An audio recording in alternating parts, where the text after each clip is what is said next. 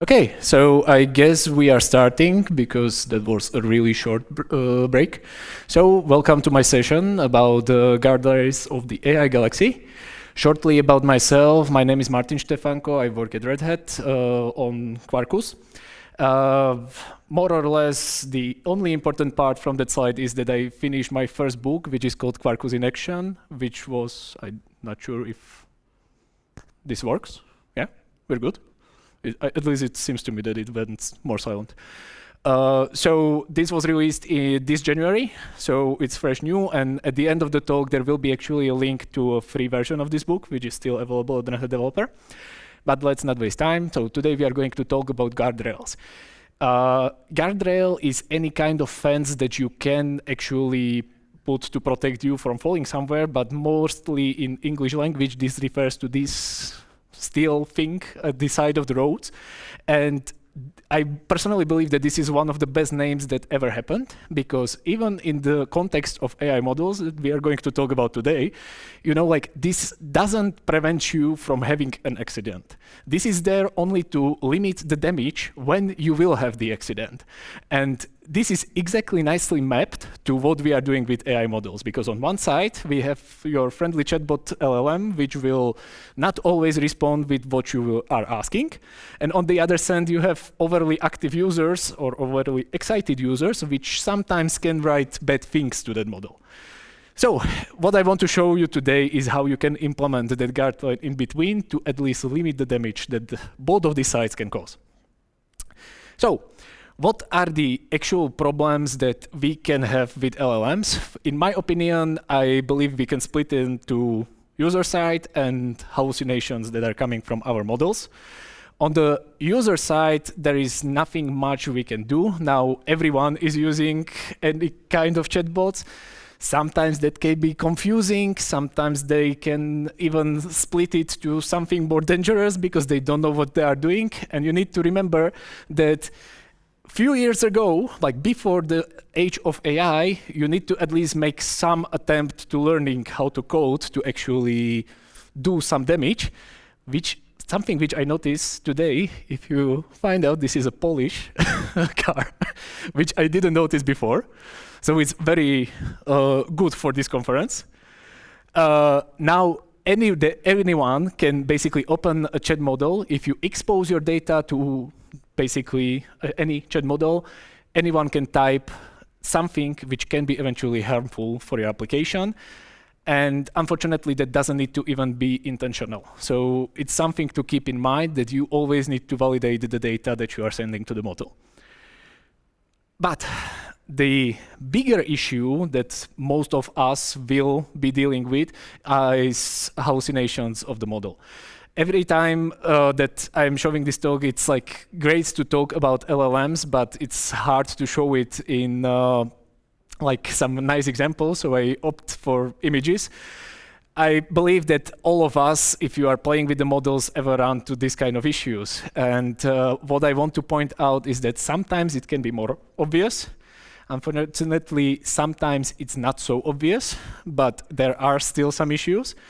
And you will only find these issues when you are trying to automate some parsing of the responses that are coming back from the model.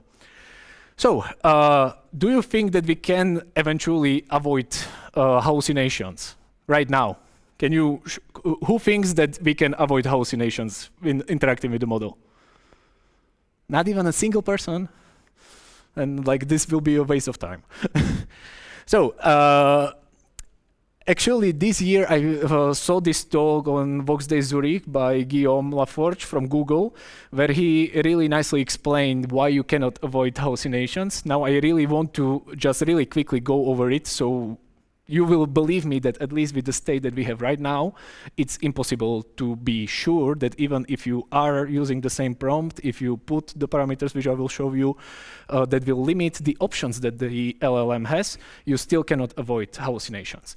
And one very great resource, which you probably already saw if you attended any of the AI talk at this conference, is this Transformer Explainer, where you basically have GPT-2 running inside the browser, where you can output up to 13 words to see actually the whole transformations. And basically, you will get on the right-hand side the individual probabilities of the next word that would be generated by the model. You can also play it dynamically with the individual hyperparameters, which are typically these three: temperature, top K, and top P. And I'm going to show you now what it is. But definitely I recommend reading this because it will greatly help you to understand what the model is doing in the background. So I will be using this imaginary prompt. The best movie of all time is Star Wars episode, and I will let now, well, probably it's good to show, you will not see it, but here the most probable answer is 7, which I don't agree with, so these are reordered options to my liking. So what is top K is basically that basically whatever number you will set it to, you will limit the options that the LLM will consider. So if I set it to 3, only the first 3 options will be taken as a possible probability value to be chosen next. Top P is cumulative probability, so you will sum the individual probabilities of, you are going from the top, and until you will cross the threshold, you will basically keep summing. And something which we play probably the most is temperature. Temperature is a number between 0 and 2, and it's just basically a probability distribution function that is applied to your model. So if we basically start with the probabilities as I have here, if I go with temperature down, you see that we are basically making the probability of the most probable answers bigger. If we go to the other side, you see that the distribution of the probabilities is more flattened. So basically you can understand now that if we are going with the distribution down, or if you set it to 0, then you are taking the most probable answer almost all the time. And if you flatten it, so you are going with the temperature up, then you are getting more creative answers because there are more options to be chosen from. And I'm not making this up. This is actually an example from Gemini, so you can see that you can actually set those parameters directly in the JSON, which you are sending to the model with each request, basically. So with this, if I set temperature to 0 and set top K to 1, so I will always get the same one option. Do you think that we can be deterministic? There is also like one thing which I didn't show because not all models support to set it, but you can actually also set the seed of basically the randomness function which is generating the responses. So do you think that if I set this, that then I can be I have a deterministic result every time for the same prompt? Nobody? And you are correct, because how we are basically computing this is mostly on GPUs, and because we are doing extremely big number of computations on extremely big floating numbers, we are actually rounding a little bit, so there are very small errors, but you are doing so many calculations that they can accumulate enough that you will switch one word in your sequence, and of course then you are going in directly different direction. So I actually wrote, and I think that I have already a question. Well, I probably need to switch. OK. So I actually prepared an application. Where is it? Of course. Which is called LC4j for M, LangChain4j for me or for Martin, which if I start in dev mode, this should be running. It is not. It is. Yeah, which is this very simplistic UI, because this is my first and only UI that I ever created. So bear with me, I'm a backend developer. Just I wanted an application in which I can play and basically try different models on the same prompts. And I also implemented like this setting of hyperparameters, which are included directly in the background in LangChain4j invocations. So if I type here something like, and hopefully this is big enough, what is a black cat? And I will set it to Gemini 1.flash. I will get some response. It doesn't matter. The important part is that you can see that if I just repeat that same request, I am actually getting a longer response. So it was slightly different. So if I now set the temperature to 0 and that top K to 1, I would suppose that now I will get, I will get always the same response. But as you can see, hopefully, yeah, it's a slightly different response. So like, you need to believe me, I don't really put it into a diff, but it is a little bit different every time. So now I see that I have one more line, for instance. So you see that you're never going to be really deterministic, even if that example, that transformer explainer is using GPT-2, that's quite old model and very simplistic. Basically, the concepts are still the same. So even Gemini or GPT or any Claude models that we are using right now are still applying the same computations, just multiple times more. So I can also try like different models, but I suppose that you will believe me. Also, something which I should mention is that not all models support all of these parameters, so you need to check your individual model which of these parameters are supported. So, back to presentation. So, and what can we do about this non-determinism is basically this talk about, and that's AI guardrails. Guardrails are nothing fancy. It's basically a bunch of filters that you can apply to basically any invocation of your model. Input guardrails are applied before, or on the user output before you will send it to LLM, and whatever will come back from LLM then is passed through output guardrails before you will return the response to basically your application. The model in which this is defined is custom to Quarkus LangChain4j integration, because this is actually included only in the Quarkus extensions. But the concept is also, I think, now being transported to LangChain4j. Something which I should mention, LangChain4j actually made 1.0 release yesterday. So we are finally getting in Java to some stable APIs.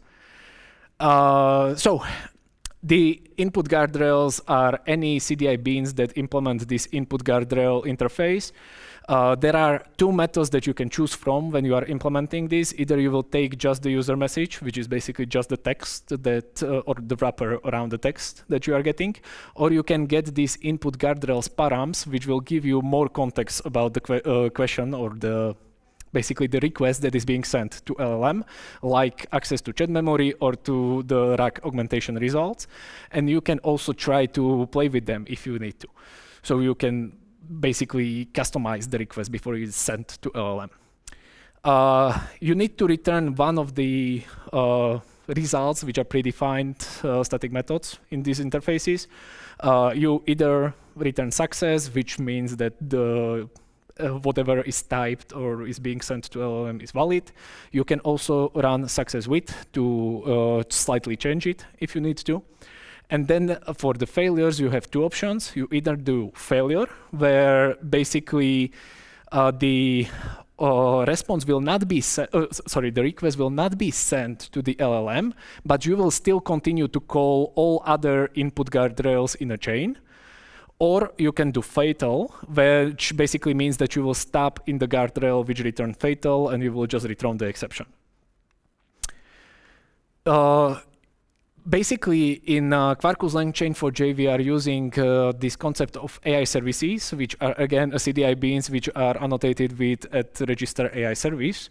And in this basically class, which is AI service, you need to use @input guardrails annotation to define your individual guardrails for this particular service, and you can either do it on a class level, which is then applied to all the methods, or you can do it also individually for individual methods. And here is also an example how to define multiple different input guardrails. The order is defined in this basically order that you define in this array. And with that, we can start coding a little bit. So I have actually prepared another great application, and of course, my computer needs to start. So I am using, as I mentioned, Quarkus with Quarkus LangChain4j. For those of you who are not familiar with Quarkus, I am currently running something which is called Quarkus dev mode, which means that I can continuously change my application and it is restarted in the background. And I have this extremely great, not this one, new application, which is again this like one UI that I learned, but you see that it's a different application. Oh, you see it's a different one. But this one has only one model. It's, I think, in the background calling GPT-4.1. But I implemented a bunch of input and output guardrails that we can play with. So, yeah, probably I will show you the code first. So this is not very nice code because unfortunately each AI service, as I showed you, needs to have individual different guardrails defined. So for each guardrail, I need a different AI service. Oh, and I will put it into presentation mode. So for each guardrail, I need a separate AI service which is just defining that particular guardrail. So I have a bunch of them because of the design. But it's nothing fancy. So if I will take, for instance, that failure JSON. So failure JSON is basically just really implementing that input guardrail. It needs to be defined as CDI bean. It doesn't matter which scope, but of course the scope will be then limiting individual requests which you are making to the LLM. And as I was mentioning, probably I can close this. All I need to do is override one of those validate methods. Here I am taking user message, where I can basically just take the text and do something with it. So here I am just trying if it contains JSON, and if it doesn't, I am just calling failure with some prompt, which is going to be thrown in my application. So if I do failure JSON and I will do generate sample file, I should get an exception, basically, which is just telling me that I have a failure. If I will just say JSON file, oops, then it actually will send the request to the LLM, and depending on how fast the internet is, so I'm sorry, I'm using GPT-4o mini. Come on, that's taking too long. Here we go. I will get back a response. Nothing fancy, but one example that I really want to implement here, I actually have it implemented, but we have time, so I want to try to implement it also live, is actually trying to use different model or even the same model to verify the user message before you will send it to your main model. For instance, improper words or whatever else that you can have. So, for that reasons, I have this great checkbox that will take demo AI service, and my demo AI service is somewhere here, which is just empty service, which is also using memory. I'm not sure if we will get to it, but we can play with it a little bit. So I will create a new class, Java class, and let's do Star Wars is awesome. So, as I said, it needs to implement input guardrail, and it needs to be defined as CDI bean, but then I can just override one of those validate methods. So if I want to keep it simple, I can just take again that user message, and here I can do whatever I like. So, of course, if everything is valid, I want to return success, but here I would like to actually call a different LLM. So I can actually also take this time to show you how you can create that AI services. So let's do Star Wars awesome AI service like this. This needs to be register AI service, and basically that's it. This is already going to be configured by the default model, which for me is GPT-4o, which I have somewhere in application properties for sure. But basically this needs to be interface. Sorry, my mistake. Because the implementation is actually generated for you in the background. But I don't need to do public. I can just do string chat, or let's do is proper Star Wars. Yeah, that's okay. Like this. That's basically it. If I will now try to call this method, it will be taken to the LLM, but I can override any messages that I want to pass to the model with annotations. So I have user message to actually define the message which is included in every request, but I also have this system message annotations, for which is basically setting the context for the model, how it should behave. So I can say something like, you are big Star Wars fan. And here I can do something like, sorry about that, I can do something like, and I made a mistake. I don't want to do string. I want to do boolean. Rate the following user message if it contains any negative sentiment about Star Wars. So probably it would be better to say improper Star Wars message. Just something which LangChain will do for me in the background is that if I use any of different type than string as a return type, it will automatically append basically my user message with something like respond strictly with one of true false. So you can use also different types here, but like for me boolean is okay right now, but you can imagine that I could also do like integer or double to basically give more options to the model to rate the message. And if I want to include the user message inside my prompt, there is actually an option. The user input is prompt, so I can inject whatever the user is including inside the parameter inside the prompt. And I will actually show you this when I will be calling it. So going back to my input guardrail, because this is a CDI bean, I can do just inject, inject Star Wars awesome, and I called it wrongly and nobody told me. Service, Star Wars awesome AI service, and if I want to call my model, I can just do if Star Wars service is improper user message single text. Then I will return fatal Star Wars is awesome. So hopefully, if I implemented correctly everything, now I can go into my application and say something like Star Wars is great.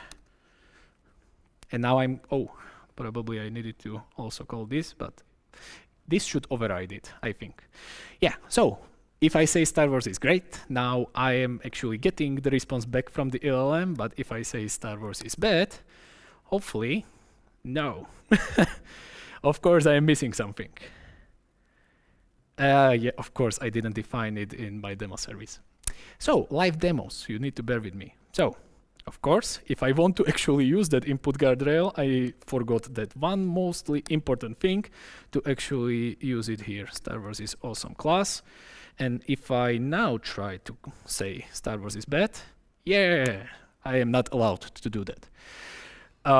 One thing, again, if you are not familiar with Quarkus, Quarkus's dev mode is actually detecting that I am changing the code, and in the background, it's actually restarting my Quarkus application. So you can see that it's actually being restarted every time that I change something. So I don't need to stop, just that you believe me that I am actually changing the Java code now and recompiling my application in the background. And here we can also check what messages are basically sent to the model. So you can see that the first message which I am sending is basically, here is the system message, here is the user message, which is exactly my message with the user input is Star Wars is bad. And you see this small string that the LangChain4j automatically appended. So I am sure that model, or I am not sure, but I really believe that the model will respond with one of the true false. So LangChain4j will automatically parse it into a Boolean that I can use. Then basically, if it passes, I am doing my main message to the LLM, which is somewhere here, but I don't see it. I don't see it, but it's probably this one, but I don't see where the message is. So once again, oh, of course, I am not doing the message to the LLM. So now I should do a message to LLM. And yeah, so now if I pass actually my call, because of course before that I didn't, I am actually making a call to the LLM. There is no point to go behind this, just basically you can understand that you can do any form of validation that you want. And you also have these options that I mentioned before. So this fatal is just one of them, but you can also do like success with. And now if I say Star Wars is bad, I hope that I will get actually that Star Wars is not bad. Yeah, that's very positive saying about Quarkus. Oh, sorry, about Star Wars. So this is not so interesting. Well, not so interesting. You can use the same model, but you are running into the same potential issues for also the verification. But I'm probably not going to type it here. But I will show you exactly the same model that I did for my testing, which is actually using a different one, but I can do this. I can actually register AI service with different model. I can name it Star Wars Validator, and then in my application properties, let's close this, I can actually define my Star Wars Validator to use a different model. So here I am actually saying that my main model is GPT something, and I'm not sure now why it's calling GPT-4o, but this should be GPT-4.1. But for this Star Wars validator, and you can see that Star Wars validator is actually an ID which I'm using in the configuration, I am using Gemma 3, very small model that I am able to run on my Intel UHD graphics card, which is probably not being used for that. What is awesome about Quarkus, and now I need to stop that dev mode because I want to show you something which is really cool. Olama PS, Olama stop, Gemma, no, 4B. So Olama PS, you see that I'm not running any model. Let's clear this. If I run that Quarkus dev, my QD is just a Quarkus dev alias. You will see that that Olama server, once it starts, is actually run as a dev service. So if I don't have, this of course works only with local models. If I don't have that local model started, if it's using Olama or any other local provider, Quarkus will go ahead and it will start it as part of the dev mode. And I actually believe that if I waited a little bit of time, that model would be stopped also, but we don't have time for that here. Just like really nice feature. And of course, then if I will go to my Star Wars is awesome here, you will see that it's going to be quite faster because I am not calling, there are no logs for this local model, but you see that I am not actually sending the request to GPT. This is now handled by that local model. Yeah, so it's way faster because this is just local call to my Gemma 4B, Gemma 3 4B. Okay, so that would be more or less input guardrails. Maybe I can show you also if you have those failures or fatal like how is it handled? This like fatal generate failure JSON is just like really what it is being said. If it contains the word generate, then if it doesn't contain generate, then fatal. If it doesn't contain JSON, then failure. So if I say test JSON, I should see that I actually fail already on that fatal generate. But if I test generate JSON, then I'm actually going to proceed. If I would do it in a different order, so failure JSON and fatal generate, this is like really just switching the order. Then if I do just let's do just test. You will see that I will execute failure JSON, but I will not stop there. I will also go to that fatal generate before I will stop. So if I do JSON, I will go to generate, but if I do generate, then I will still execute also the failure. But this is more or less it. I really don't think that I need to showcase like any more of the examples. You can see the power that this will give you, and like individual use cases are up to your applications. So output guardrails, and I have a question. Yeah, so that's about output guardrails, so I will do it after output guardrails.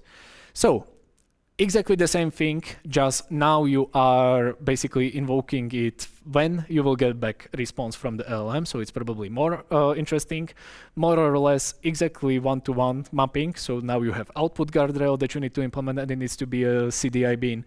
You also have the exactly same two messages, but now you are taking AI message, just different wrapper about the response which is coming from the LLM. And also you have the options to get output guardrail params, but now you need to be careful because you might not change any results which are included back from the LLM. Now you also have more interesting options because this is probably where the most issues can be. So again, success, if you are okay with whatever came back from the LLM is okay with you.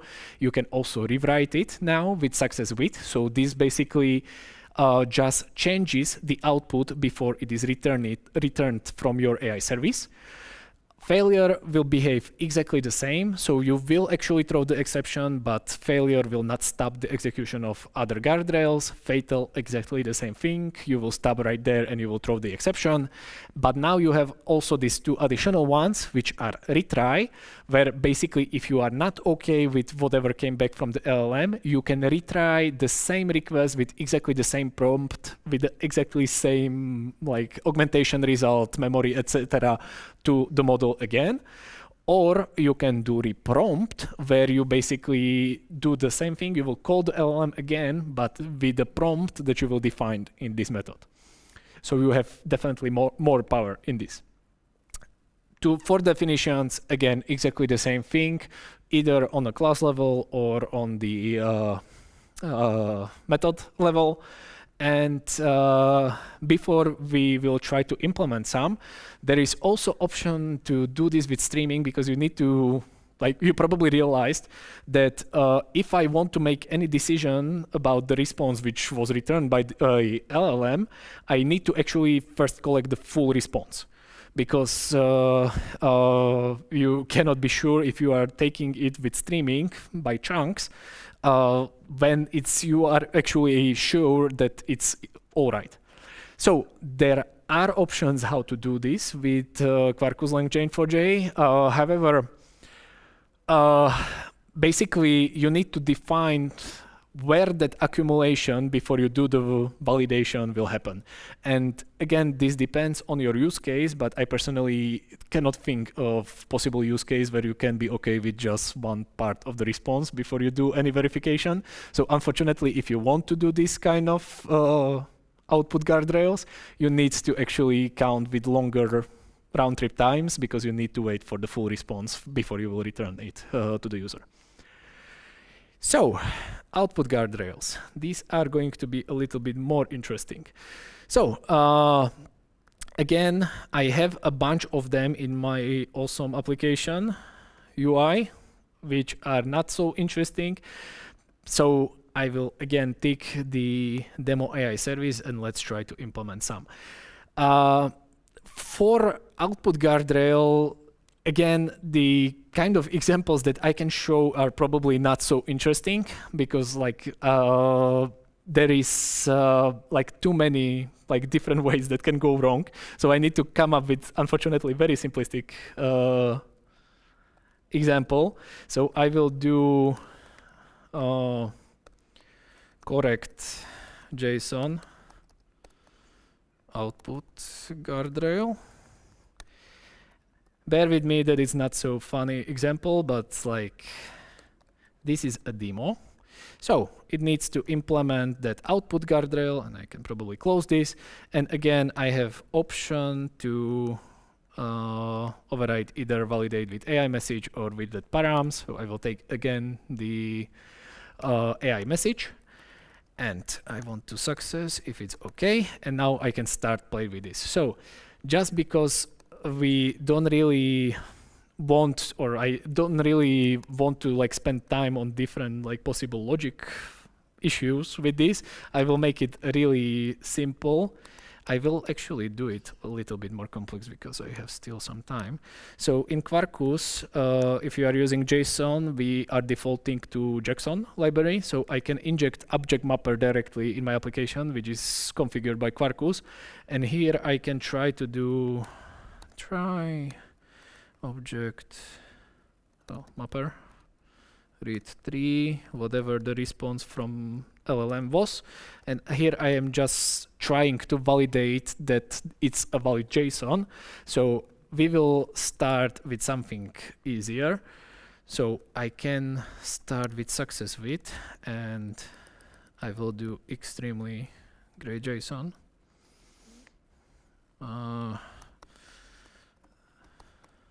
Yeah, great. So yeah, one more thing. Of course, I will again forget to define it on my class. So output guardrails, and what did I call it? Correct JSON output guardrails. And so now, if I basically do test generate JSON, what will happen? And maybe I should remove that calling of Star Wars because it will take more time. We see that I didn't get back a JSON because I get my like very silly JSON. But what you will see in the background, we can probably close this so we have a little bit more space. What happened? Where is it? I sent test generate JSON. What came back is, of course, sure below is a JSON structure, which is of course not going to be parsed into JSON. So I throw an exception and I succeeded with my dummy JSON, which I am like creating here. So let's do something more sophisticated. If I do retry, now I can say something here like invalid JSON, which is going. Let's just do invalid JSON, and here I can pass exception if I remember correctly. Yes, it will basically just use this message to throw the exception if I am not going to retry correctly. One more thing before we will start calling it, because we don't have that much time. In application properties, I can actually configure how many times we will retry to call the model. We will try to retry with the model. Out of the box is 3 times. So now I just want to save a little bit of time. So now if I take send generate JSON, you will see that Quarkus was again restarted in the background, and I'm sending my test JSON, which again, it's not a JSON. It's never going to be just the JSON. So what it should see is, yeah, that actually Quarkus restarted and it tried to call the model again. With exactly same message, I exactly get the same problem. So you see that I actually run out of retries. This very rarely works in my experience. So if we go back to this, and I will try to do reprompt, if I can type it, invalid JSON, make sure you return a valid JSON object. Now I will do, oops, again, retry to the model, but the message which we are going to send is exactly what I will type here without 1. So if I try to again call the model. Oh, exception. Oh, what is wrong? No, that's okay. So one more thing, that if you get any exception or your code cannot compile, Quarkus dev mode can still survive. Typically, you can keep it open whole day and you don't need to stop it. So reprompt is taking something else. Oh, string message, string reprompt. My mistake. So invalid JSON, and this is reprompt, and this should be away. So probably I can make it like this. So you see that I have compilation failed, but the dev mode is still running. And if I restart my application again with the request, it just restarts in the background. So I don't need to stop dev mode to get it. Okay, so now again, where is the first response? First request, test generate JSON. I will get back again some BS, which is not a JSON. Now I should actually see somewhere here the JSON example. Yeah, here it is. Invalid JSON, make sure you return a valid JSON object. And you can also see that it remembers the actual conversation that we had so far, because the JSON example provided in my previous message is indeed valid, which is not, because I still am not able to parse it. So I can say something like, return only the JSON and nothing else. Come on. Hopefully.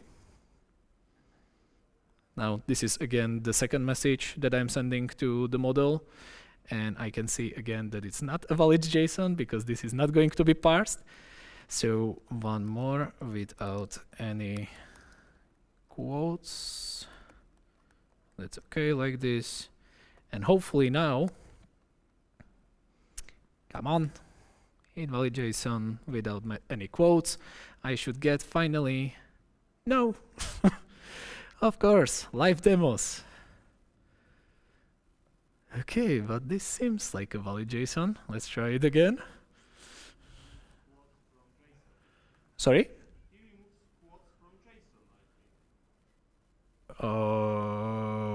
No, that's good. At least it seems good.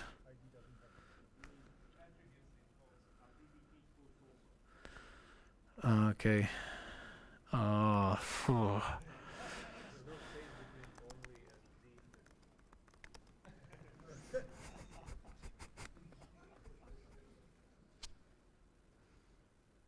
Come on.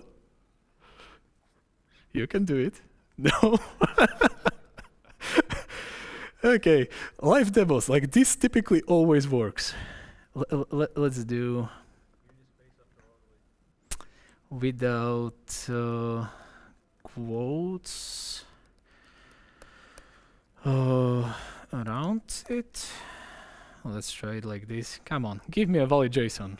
You can do it, GPT. Of course, this is again a little bit of try and error. This is not. Oh, come on. Oh. Let me try. Last thing, I will try with that original retry count, because like I really don't believe that I cannot get a valid JSON. Like, of course, live demo. Like I was trying it this morning, and of course, yeah. Thank you, GPT. So at least you see that sometimes more retries are actually needed. Okay, but this is more or less it. It's nothing fancy. It's just a bunch of different filters that you can apply, but it's extremely powerful feature in my opinion.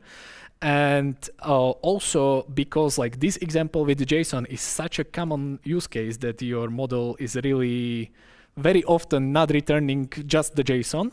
We have actually in Quarkus LangChain this abstract JSON extractor output guardrail, which is doing exactly the same thing which I just did. So you will configure it with whatever model class which you are using in your application. And if I not this one person generate sample person, I should get like automatic, basically appending of and retries done by Quarkus in the background, so I will get always the same JSON. The other examples can be like you can try to detect if the model responded just with the data that you are included in rec, for instance, and etc. Again, you know what kind of applications you are writing, so I suppose that you know what kind of verifications you would like to do in this kind of code. So just to sum it up, as I said, this is just a bunch of filters, but it will give you extreme power to whatever you are doing. So in my opinion, it really is like this fire barrier that you will put in front and behind your LLM. So you can definitely cannot avoid any, like that it will solve all your problems with LLMs, but you can dramatically reduce the potential damage that it can cause. And with that, I will finish. Basically, here are the links to the talk and to the code. I will try to push whatever I implemented today to a different branch. And here you can also have the link to my book, which is free PDF on Red Hat developers, or if you want print, then there is a link for Manning. And now I can get to questions. I'm not sure if I need to show the questions or I can just read them. I suppose that you are okay with this, or I can. You are okay, great. So can I create output guardrail so it checks the output? Can it integrate with Purple Llama? I guess I showed that you can create output guardrails. So yes, you can integrate with any model that is supported, like with, well, it doesn't even need to be supported by LangChain. Basically, any code that you will write in your output guardrail is up to you. So if you will use totally different service, totally different framework in there, which you will invoke, it's up to you. Does Spring also support similar APIs? To my knowledge, not yet, but I suppose that they will. How guardrails handle prompts injection? Well, there is nothing automated out of the box. Basically, again, there are multiple ways how you can verify this. Also, I would use different smaller model for this use case because it's just easier to just like let another model rate the message which is being inputted to your main model. And just I realized something to the previous message. LangChain4j can be also used in Spring. This is not something which is very well known. So even if you are a Spring developer, you can still get to this functionality. You will just not get nice CDI injections that I am having with Quarkus, but you need to use low-level programmatic API. How about using LLM output guardrails? AI validating AI. Can we make it first AI creative and the guardian AI strict? Of course. You can play, and I actually show that. Because in my application properties, you see that I am actually, yes, I am setting temperature, different temperature for that local Llama model, which is doing the verification. Can we define an execution order for multiple guardrails? Yes, this is defined by the actual order that you will define in your annotation. Let's take one. Of course, I will not find it now. Come on. Where is it? Ah.